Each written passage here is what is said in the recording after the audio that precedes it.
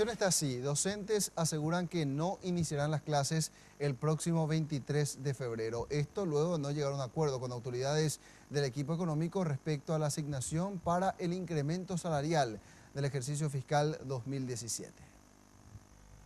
Luego de una reunión entre autoridades del Ministerio de Educación, de Hacienda y del Trabajo, junto a representantes de gremios docentes, la fecha de inicio de clases en colegios públicos podría ser modificada. Y es que los educadores anunciaron un paro de actividades ante la propuesta del Ministerio de Hacienda de un incremento salarial del 7,7% para maestros de grado. Así, del sueldo actual de 1.823.500 guaraníes pasarían a percibir 1.962.000 mensualmente.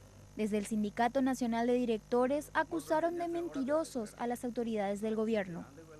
Ayer nos llamó el ministro de Hacienda para ofrecernos un 7,7% de aumento, que no llena las expectativas de los docentes porque el compromiso y el acuerdo fue otro.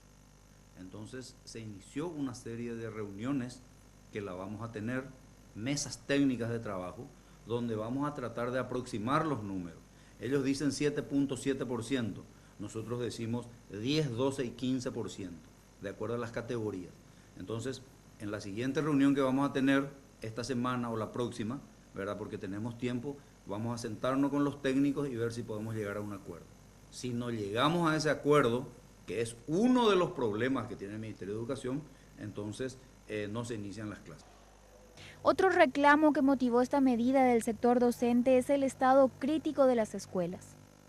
Ninguna de las 2.000 escuelas, de las 7.500, 2.000 escuelas están en la franja roja. Quiere decir que en cualquier momento ocurre un licuado al año.